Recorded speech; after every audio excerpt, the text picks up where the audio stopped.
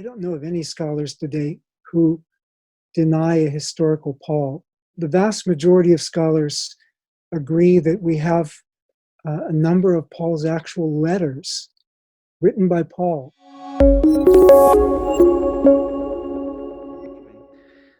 Now I'd like to talk about the figure of Paul.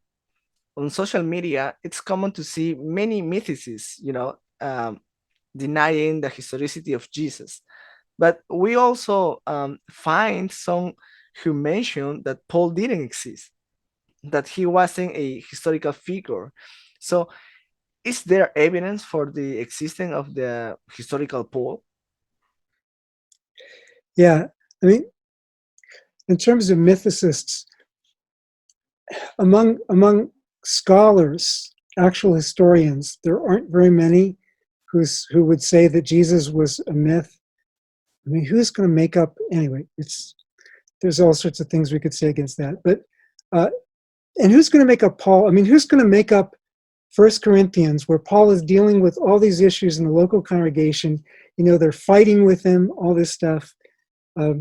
So among scholars, I don't know of any scholars today who deny a historical Paul.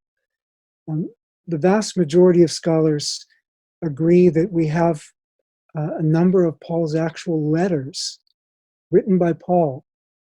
They have a fairly consistent style. There's some differences from one letter to another, but fairly consistent style.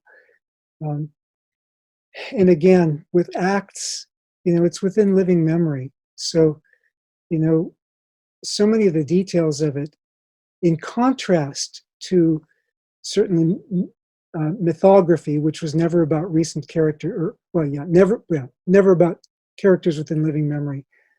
And in contrast to novels, which also were never about characters within living memory. And also in contrast with novels that didn't bother to go back and do historical research and get the details right, because the novelist didn't care that much about it.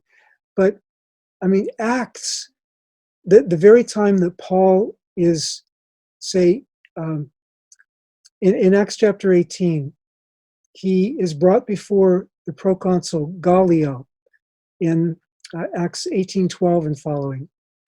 Now, we know from an inscription exactly when Gallio was governor of Achaia in Corinth, and that was when Paul was there. I mean, it coincides. And then we also have evidence from Josephus and other sources about when Felix and Festus were governors of Judea. And Luke has Paul there at exactly the right time. And in fact, it's not just getting the names right. I mean, Felix, at different times in his life, he was married to 3 different princesses. But at the time that Paul would have been there, he was married to Drusilla. And that's exactly as it is in the narrative. I mean, the character of the people is right from what we know from other sources, and so on.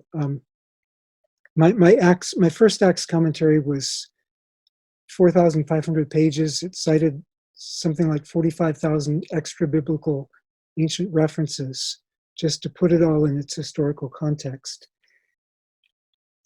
If it were a novel, I would have, it would have been obvious at that point. I mean, there's certain literary techniques that are common to novels and to history because they're both narrative. So you've got that. But in terms of the substance of the events that are reported, it doesn't fit ancient novels. And yeah, again, I could say a lot more, but hopefully that's sufficient for now.